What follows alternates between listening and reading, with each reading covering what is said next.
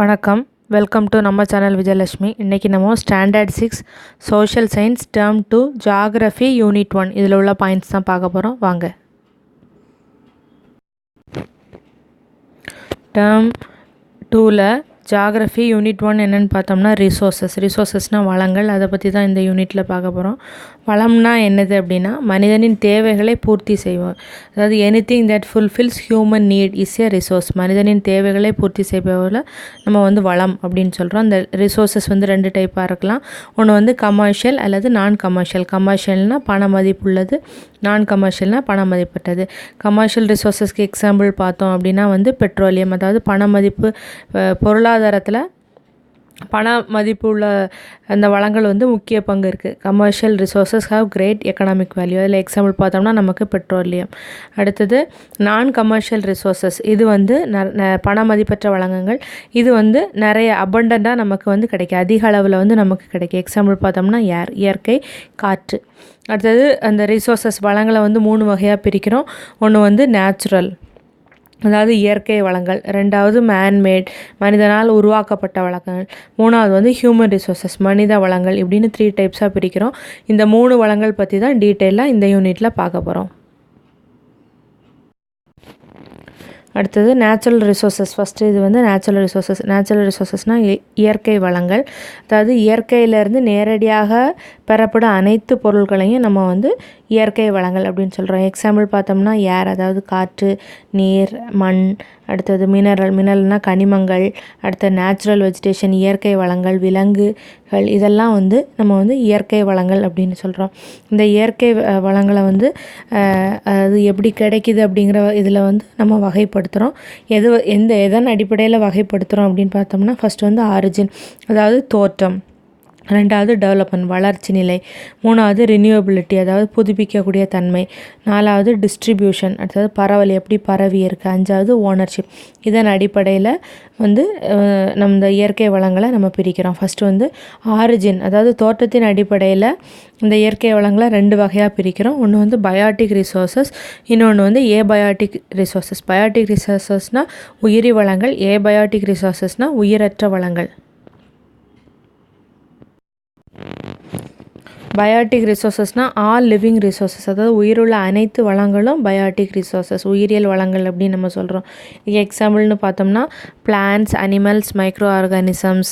இதெல்லாமே இதுக்கு எக்ஸாம்பிள். அதாவது தாவரங்கள், விலங்குகள், நுண்ணுயிர்கள் எல்லாமே இயற்கை வளங்களில் வரும். இதே ஏபயாட்டிக் ரிசோர்ஸஸ்னு பார்த்தோம்னா உயிரற்ற அனைத்து வளங்களும் ஏபயாட்டிக் ரிசோர்ஸஸ். எக்ஸாம்பிள் பார்த்தோம்னா லேண்ட், வாட்டர், ஏர், மினரல்ஸ், இதெல்லாம் கனிமங்கள். இதெல்லாம் ஏபயாட்டிக் ரிசோர்ஸஸ், உயிரில்லாத வளங்கள் அப்படின்னு நம்ம சொல்கிறோம். அடுத்தது டெவலப்மெண்ட்னா வளர்ச்சியின் அடிப்படையில் திரும்பவும் 2 வகையாக பிரிக்கிறோம். ஒன்று ஆக்சுவல் ரிசோர்ஸஸ், இன்னொன்று பொட்டன்ஷியல் ரிசோர்ஸஸ். ஆக்சுவல் ரிசோர்ஸஸ் என்னெல்லாம்னு பார்த்தோம்னா resources that are being used, available quantity is known. அதாவது நம்ம இப்போ தற்போது பயன்படுத்தப்படும் எல்லா வளங்களும் ஆக்சுவல் ரிசோர்ஸஸ். இதன் இருப்பின் அளவு நமக்கு தெரியும். இதுக்கு எக்ஸாம்பிள் பார்த்தோம்னா கோல் அட் நெய்வேலி, அதாவது நெய்வேலியில் உள்ள பழுப்பு நிலக்கரி. அடுத்தது பொட்டன்ஷியல் ரிசோர்ஸஸ்னால் மறைந்திருக்கும் வளங்கள். இதுனா என்னென்னா அந்த ரிசோர்ஸஸ் இப்போ நம்ம யூஸ் பண்ணலை, அது எவ்வளோ குவான்டிட்டி இருக்குது, எங்கே இருக்குது அப்படிங்கிறது நமக்கு தெரியாது. Quantity and location not known. Example பார்த்தோம்னா மரைன் ஈஸ்ட், அப்புறம் found in Bay of Bengal, அதாவது வங்காள விரிகுடாவிலிருந்து கிடைக்கக்கூடிய கடல் ஈஸ்ட். இது ஒரு இயற்கை வளம். எவ்வளவு கிடைக்கும் இதை பற்றி நமக்கு அதிக தகவல்கள் இல்லை. அடுத்து நம்ம பார்த்தோம்னா பேஸ்ட் ஆன் எக்ஸாசிபிலிட்டி, அதாவது புதுப்பித்தலின் அடிப்படையில் 2 டைப்பாக பிரிக்கிறோம். ஒன்று ரினியூவபிள் ரிசோர்ஸஸ், இன்னொன்று நான் ரினியூவபிள் ரிசோர்ஸஸ். ரினியூவபிள் ரிசோர்ஸஸ்னால் resources that can be renewed with passage of time.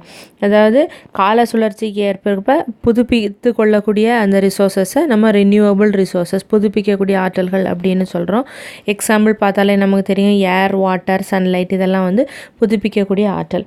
இதே நான் ரினியூவபிள் ரிசோர்ஸஸ்னால் resources that become exhaust after use, அதாவது பயன்பாட்டிற்கு பிறகு தீர்ந்து போகக்கூடியதை நம்ம நான் ரினியூவபிள் ரிசோர்ஸஸ், புதுப்பிக்க இயலா வளங்கள் அப்படின்னு நம்ம சொல்கிறோம்.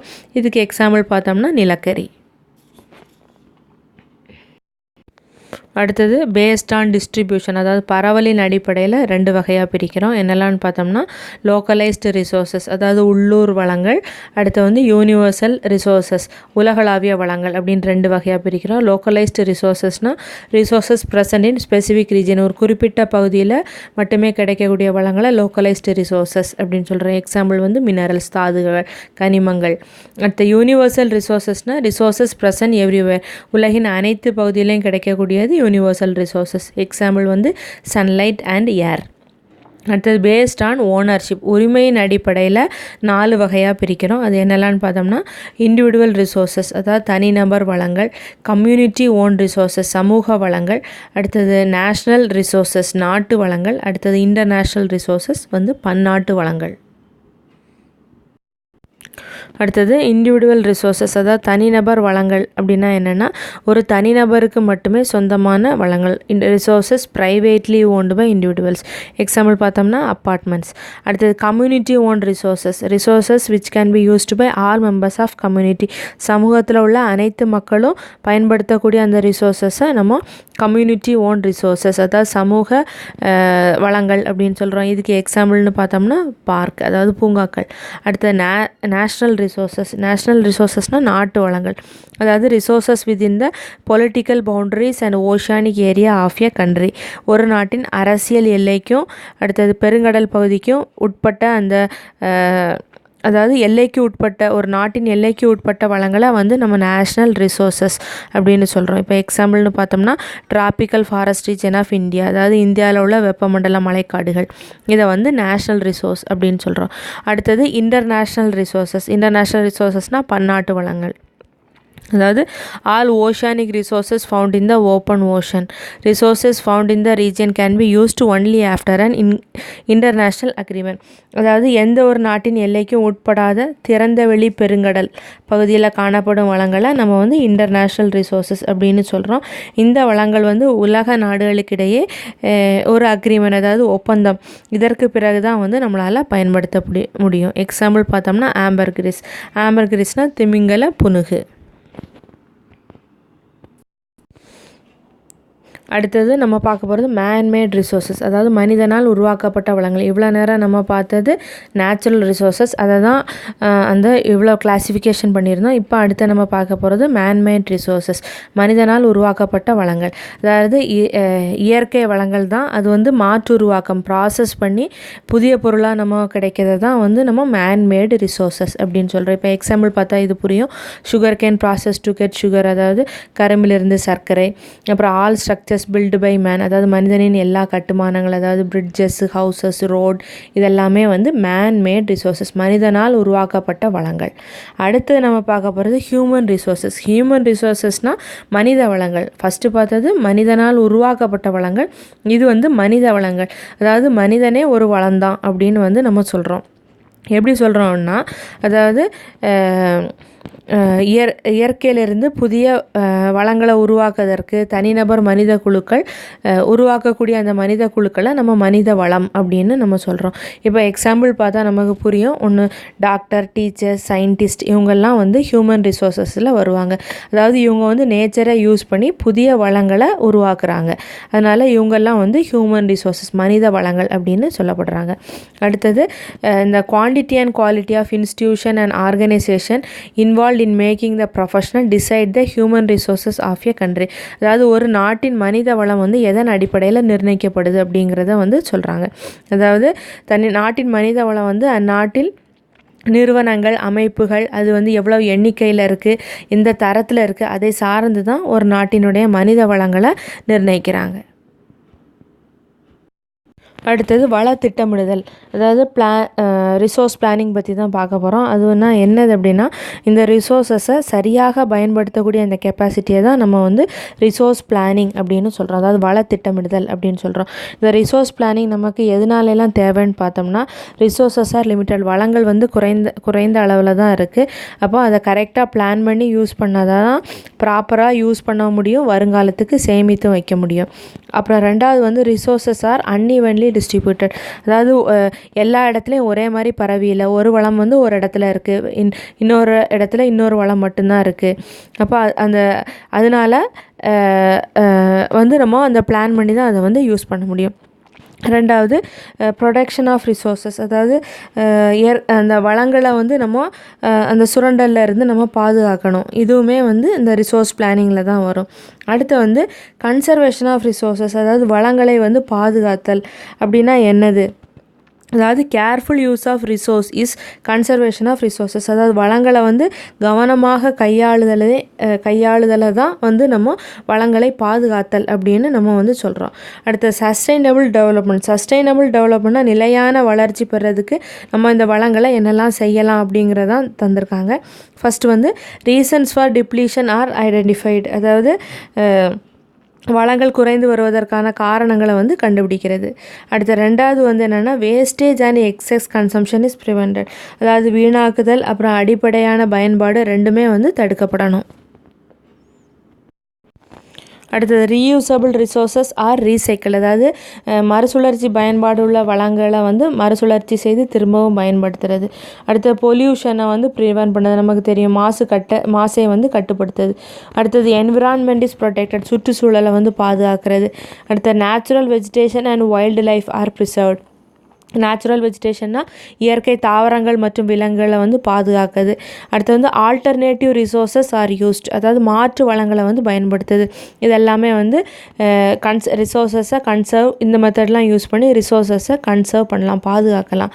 அடுத்தது ஈஸியஸ்ட், இது எல்லாத்தையும் விட easiest way to conserve resource வந்து ஃபாலோ 3 ஆர் 3 ஆர் வச்சு தொடங்கக்கூடியதை ஃபாலோ பண்ணாலே ஈஸியாக கன்சர்வ் பண்ணலாம். அது என்னெல்லாம்னு பார்த்தோம்னா ரெடியூஸ்னால் குறைத்தல், அடுத்தது ரீயூஸ்னால் வந்து மறுபயன்பாடு, அடுத்த ரீசைக்கிள்னால் வந்து மறுசுழற்சி. இது செய்தாலே வந்து இந்த இயற்கை வளங்களை நம்ம அதிகமாட்டு பாதுகாக்க முடியும். அடுத்தது primary activities, secondary activities, tertiary activities, இதான் பற்றி பார்க்க போகிறோம். அதாவது ப்ரைமரி ஆக்டிவிட்டீஸ்னால் collection of resources directly from nature, அதாவது இயற்கை வளங்களை சேகரிக்கிறது வந்து முதல் நிலை செயல்பாடு, ப்ரைமரி ஆக்டிவிட்டி அப்படின்னு சொல்கிறோம். அடுத்தது செகண்டரி ஆக்டிவிட்டினா என்னது அப்படின்னா மூலப்பொருட்கள்லேருந்து வேறு பயன்பாட்டு பொருளாக மாற்றம் செய்யக்கூடிய அந்த செயல்பாடை வந்து நம்ம இரண்டாம் நிலை செயல்பாடுகள், secondary activities, transforming raw material to finished goods. அடுத்து மூணாவது டெர்ஷரி ஆக்டிவிட்டிஸ், அதாவது மூன்றாவது நிலை செயல்பாடுகள் அப்படின்னா என்னென்னா உற்பத்திக்கும் விநியோகத்திற்கும் தேவைப்படும் அனைத்து சேவைகளும் அது வந்து டெர்ஷரி ஆக்டிவிட்டிஸ், அது வந்து மூன்றாவது நிலை செயல்பாடுகள் அப்படின்னு நம்ம பிரிச்சிருக்கோம். அடுத்தது மரைன் ஈஸ்ட் பற்றி தான் பார்க்க போகிறோம். அதாவது கடல் ஈஸ்ட் வந்து கிரேட்டர் பொட்டன்ஷியல் தான் டெரஸ்ட்ரியல் ஈஸ்ட், அதாவது கடல் ஈஸ்ட் வந்து நிலப்பரப்பில் உள்ள ஈஸ்ட்டை விட அதிக ஆற்றல் வந்து உடையது. இதை வந்து நம்ம எதுலெல்லாம் பயன்படுத்துகிறோம் அப்படின்னா பேக்கிங்னா ரொட்டி தயாரித்தல், ப்ரூவிங்னா வந்து மது வடித்தல், அடுத்தது ஒயின் திராட்சை ரசம் தயாரித்தல் ஒயின், அடுத்தது உயிரி எத்தனால் தயாரித்தலுக்கு பயன்படுத்துகிறோம்.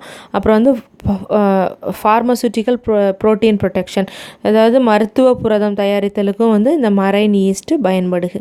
அடுத்தது டிராபிக்கல் ரெயின் ஃபாரஸ்ட், வெப்பமண்டல காடுகளை வந்து நம்ம வேர்ல்ட்ஸ் லார்ஜஸ்ட் ஃபார்மசி அப்படின்னு சொல்கிறோம், உலகின் பெருமருந்தகம் அப்படின்னு சொல்கிறோம். ஏன்னா இங்கே இருக்கக்கூடிய அந்த தாவரங்களில் 25% வந்து மெடிசினல் பிளான்ட்ஸ்னால் மருத்துவ குணம் உள்ளது. எக்ஸாம்பிள் பார்த்தோம்னா சின்கோனா, மலேரியாவுக்கு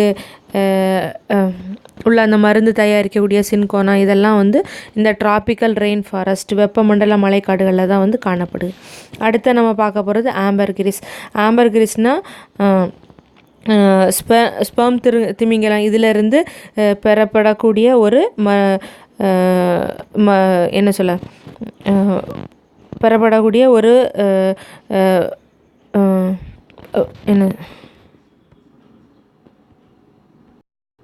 ஆம்பர்கிரிஸ்னால் வந்து திமிங்கல புனுகு, அதாவது ஸ்பெர்ம் திமிங்கலத்திலேருந்து பெறப்படக்கூடிய ஒரு வாசனை திரவியம் தயாரிக்க பயன்படுது ஒரு பொருள். இதுக்கு விலை வந்து ரொம்ப அதிகமாக இருக்குது. ஏன்னா ஒரு பவுண்டு, அதாவது 454 கிலோகிராம் வந்து டாலர் மதிப்பில் வந்து $63,000 வந்து விலை இருக்குது. இது வந்து பர்ஃப்யூம் இண்டஸ்ட்ரீஸில் பயன்படுது, அதாவது வாசனை திரவியங்கள் தயாரிக்கிறதுக்கு இது வந்து பயன்படுது. இது இவ்வளோ தான் இந்த ஜியாகிரஃபியில் இந்த யூனிட்டில் உள்ள பாயிண்ட்ஸு. இது கண்டிப்பாக உங்கள் எக்ஸாம் ப்ரிப்ரேஷனுக்கு யூஸ்ஃபுல்லாக இருக்கும்னு நம்புகிறேன். இது பற்றிய கருத்துக்களை தெரியப்படுத்துங்க. அப்புறம் சப்ஸ்கிரைப் பண்ண அனைவருக்கும் நன்றி. வணக்கம்.